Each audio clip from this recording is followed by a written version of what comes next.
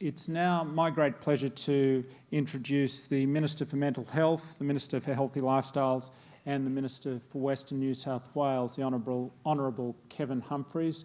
Kevin's a man from Moree who represents about 30% of the population of New South Wales, and mental health, which is critically important for the 13-14 year as we move into new funding arrangements, is his key portfolio responsibility. Thanks.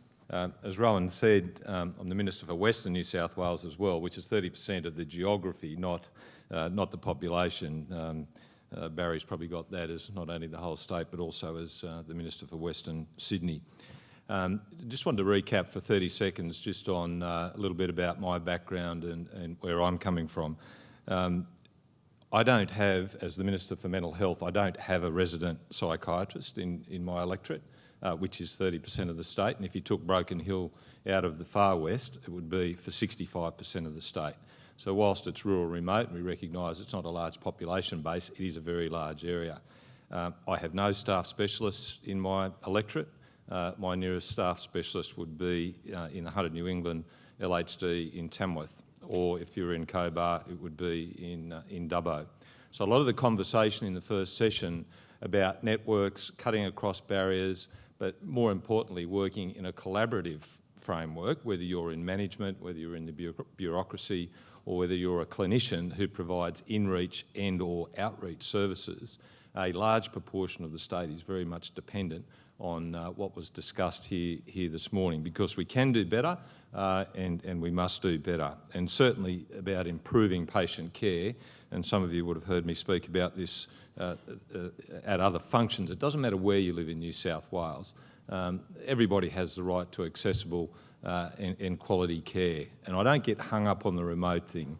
I was at St George Hospital yesterday and I was talking to an older lady afterwards who came to the function who, without her carer, who lived 200 metres from that hospital, if she didn't have access to that care through her extended family, would be just as remote and isolated as someone that I have living 200 kilometres west of Burke in terms of isolation. Isolation means different things to different people. But as the Minister for Mental Health and the first Minister for Mental Health in this state, I see it as a privilege, and certainly we're about more accessible and accountable care, and to have a system where the patient's needs come before that of the system that's designed to serve them. Let me tell you why this is important. Imagine the moment you or someone living with a mental illness and you have your first mental health crisis or episode. You might see a GP. The GP might then refer you to a psychiatrist, if you can find one. The psychiatrist could then refer you to a range of support services. At every step of this process, there are phone calls, appointments, transport arrangements. And it can seem that every time you reach the summit of one mountain, there is another time and another one you have to climb that's in front of you. If we're serious about delivering services that are focused on the patient and that are focused on delivering better outcomes for the patient, then we need to rethink the way that we deliver mental health services, not just in New South Wales, but across the country. This is the reason why we are working with local health districts to deliver a new model of individually focused, community-based adult mental health care. And I would like to see consortiums of healthcare providers, be they public, non-government or private, working together to deliver the best kind of care for mental health patients. Sometimes this means clinical mental health care, but sometimes it means primary care, drug or alcohol treatment, or social and vocational support. I'd like to see a system where a patient only has to walk through one front door and encounters a system designed to navigate their needs, rather than the patient or their loved ones being left to try to navigate the system on their own. We want to build on the success of the federal Headspace program, and you might want to reflect on that later today, because I'm very keen to go into that adult space as well. Maybe it might be called My Space or Our Space, and that's something we're talking to some of the LHDs about currently. Why does this need to happen? We're currently seeing a big change in our population and the expectations they have of the health system. There's rapid growth in health issues that come with ageing, a growth in the number of people with chronic problems, a sense throughout the community that we can tackle and match any health problem, an overwhelming demand for health services, plus shifts in where people live and how they live. Everyone is looking for personalised service and treatment, and they're used to it now. Technology has designed their relationships into one-to-one exchanges, usually from the comfort of their lounges. Health is exactly the same. People want close to home, tailored treatment and a system that looks at the whole patient and not just their mental health problems. We know that if a mental health consumer has stable housing, a job and social networks, then they're on the right track.